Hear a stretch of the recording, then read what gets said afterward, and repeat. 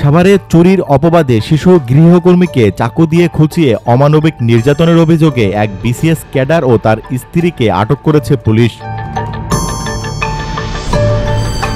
শনিবার ১৩ জুলাই বিকেলে আটকের বিষয়টি নিশ্চিত করেছেন সাভার মডেল থানার পরিদর্শক অপারেশন নয়ন কার্কুন। এর আগে দুপুরে নির্যাতিত শিশুকে সাভার উপজেলা স্বাস্থ্য কমপ্লেক্সে ভর্তি করা হয়।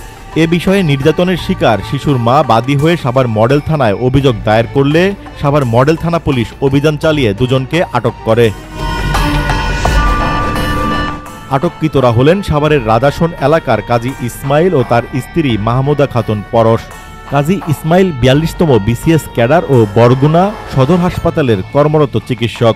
ভুক্তভোগী ১০ বছরের শিশু মিম, সে সাভারের রাজাসন এলাকার ভাড়াটিয়া আনোয়ার হোসেনের মেয়ে।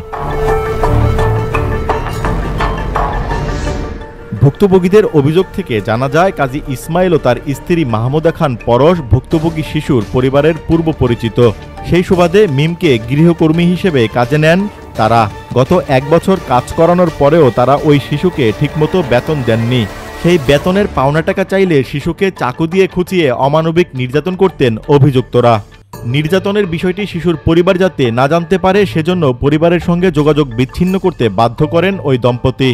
পরে গতকাল শুক্রবার ভুক্তভোগী ওই শিশু অসুস্থ হয়ে পড়লে বাবা মায়ের কাছে হস্তান্তর করে ভয়ভীতি দেখান অভিযুক্ত দম্পতি। পরে সাভার স্বাস্থ্য কমপ্লেক্সে শিশুকে ভর্তি করে থানায় অভিযোগ দায়ের করেন মিমের পরিবার। ভুক্তভোগী শিশু মিম জানায়, আমি ওই বাসায় প্রায় ১ বছর ধরে কাজ করছিলাম। ওই বাসায় যাওয়ার পর প্রথম কয়েকদিন আমাকে আদর করে, কিন্তু কিছুদিন যাওয়ার পর আমাকে মারধর শুরু করেন তারা।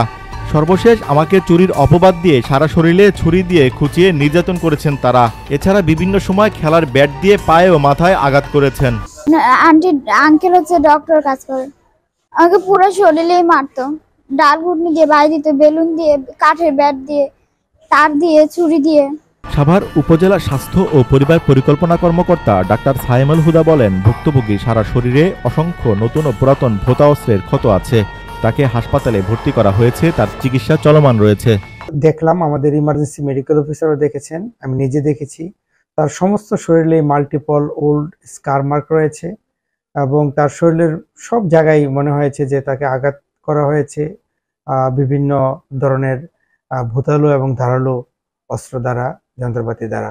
তো শিশুটিকে আমরা ভর্তি করে দিয়েছি আজকে এবং সে সুস্থ পুরোপুরি না হওয়া পর্যন্ত এখানেই থাকবে।